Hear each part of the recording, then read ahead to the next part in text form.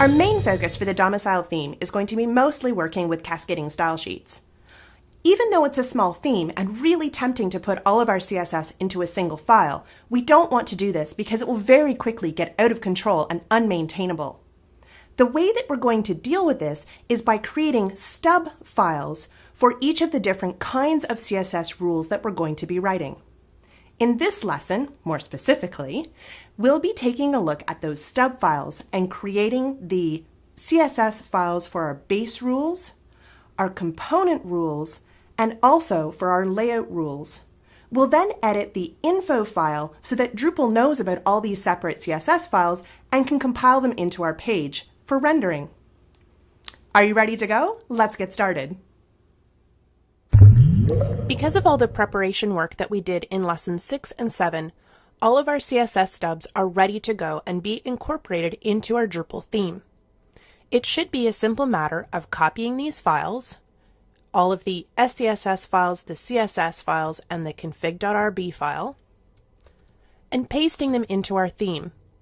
Depending on what operating system you're using, you may need to fuss around and actually do these one folder at a time or one file at a time, but hopefully we should just be able to copy them in and essentially have them be merged folders. I'm going to go ahead and click merge, and there we go. Our SCSS files should now be available in our theme folder, along with the info file, the config.rb file, and here's our CSS output and our SCSS output.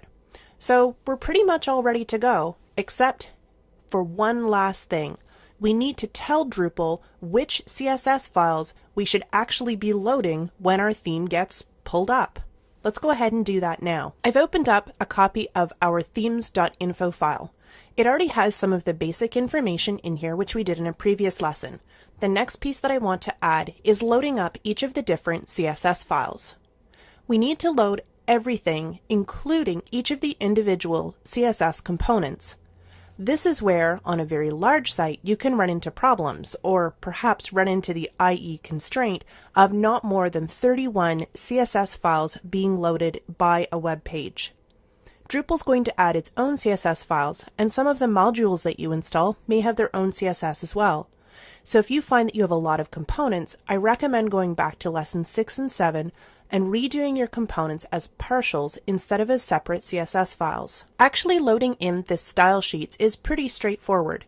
We need to add in a new line for each CSS file.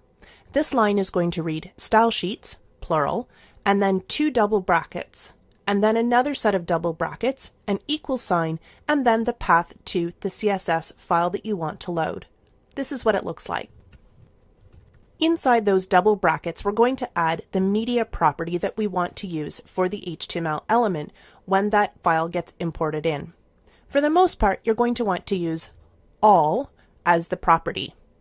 You might also want to use print if you only want the style sheet to be loaded,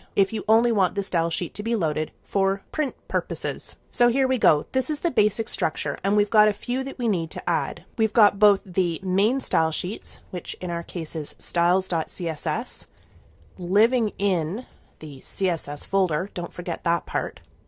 And then we've got each of the individual components. Content, copyright, featured, navigation, and news. We've got 5 altogether.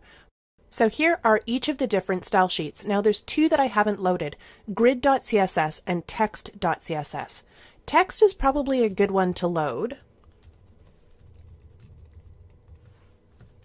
as it has some of the resets that are available from the 960 grid framework. However, grid.css is probably not required. Remember that just had some sample, grid framework